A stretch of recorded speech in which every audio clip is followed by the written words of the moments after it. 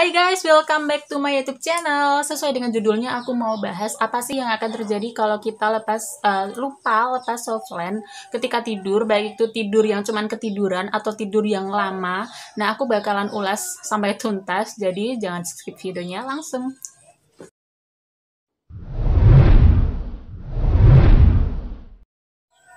Nah, ini dari pengalaman aku tuh pernah tidur siang pakai softland. Mungkin kalian yang sering pakai softland itu juga pernah ngalamin, atau kalian yang belum pernah ngalamin, kamu wajib banget simak video ini biar kamu juga bisa ngambil hikmah dari cerita aku.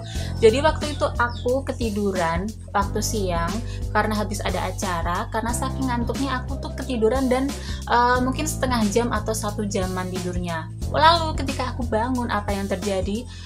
Ketika aku bangun, aku inget kalau softlandnya belum aku lepas, dan ketika aku lepas, softlandnya itu bener-bener nempel dan lengket banget sampai aku tuh bingung, aku mau apain ini mata, mau aku apain ini softland, karena bener-bener nempel. Udah panik banget, akuin berbagai cara dan alhamdulillah aku bisa melepasnya walaupun dengan sedikit drama. Buat kalian yang pengen tahu gimana cara aku ngelepas softland yang lengket di mata, kalian bisa simak video aku gimana sih cara ngelepas softland yang lengket di mata. Aku taruh linknya di deskripsi box, jadi yang pengen tahu kalian bisa klik di link deskripsinya. Oke, kembali lagi sesuai dengan temanya. Kenapa sih kalau kita pakai softland lalu ketiduran, itu softland bakalan lengket banget, dan apa selain dampaknya, selain lengket dan susah dicopot, itu apalagi sih dampaknya? Jadi sebenarnya memang tidak direkomendasikan ya kita tidur pakai softland. Ada hal yang mengatakan bahwa kalau kita tidur pakai softland itu kayak kita itu lagi tidur tapi kepala kita dibungkus sama kantong plastik. Jadi perumpamaannya itu kayak tidur pakai softland itu akan sangat mengganggu pasokan oksigen ke kornea mata kita. Karena ketika kita lagi dalam keadaan mata terbuka nih ya, kita berkedip, lalu softland kita itu bakalan bergeser entah sepersekian milimeter. Nah, ketika dia bergeser, pasokan oksigen itu akan dipasok ke kornea kita.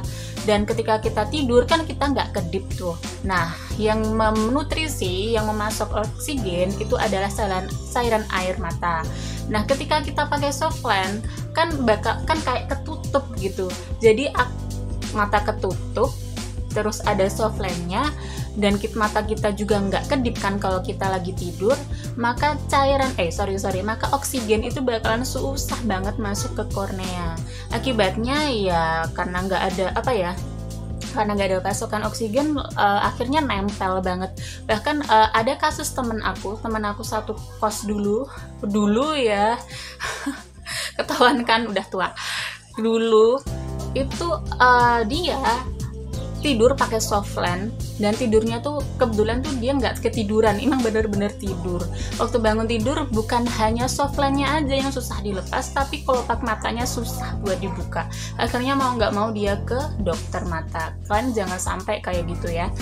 Selain itu, ketika kita tidur pakai softland, kuman-kuman yang terperangkap di antara softland dan juga kornea mata kita itu bisa mengiritasi.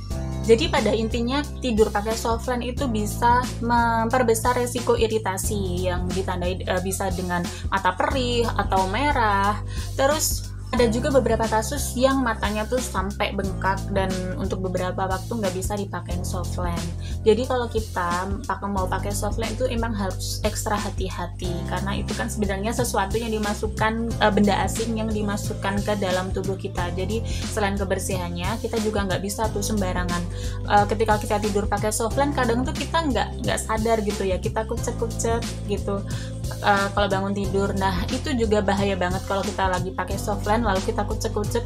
Bisa jadi posisi softland itu akan bergeser, entah masuk ke sini atau masuk ke sini. Nah, udah kalau kayak gitu, apalagi yang harus kita lakukan? Iya, harus ke dokter. Kalian juga nggak mau kan kayak gitu. So, kalian harus hati-hati. Nggak cuman kalian, aku juga sih, karena aku juga pernah. Kalau geser sih nggak pernah ya, tapi kalau untuk softland yang lengket di mata itu aku pernah, dan itu jujur ngeri banget. Bukan berarti aku melarang untuk pakai softland, karena aku juga pakai softland. Ada beberapa orang kayak aku yang males pakai kacamata dan lebih praktis pakai softland kalau keluar-keluar. Jadi memang kalau kalian memang memerlukan softland untuk kegiatan sehari-hari, pintar-pintarnya kita aja buat lebih hati-hati, oke? Terima kasih untuk kamu nyimak video ini sampai di detik ini. Terima kasih. Dan juga kalau kamu mau kepo sama video-video aku di channel ini, kalian bisa kepoin video-video aku. Kalau kalian suka, kalian bisa subscribe, like dan komen. Oke, see you di video aku selanjutnya. Bye.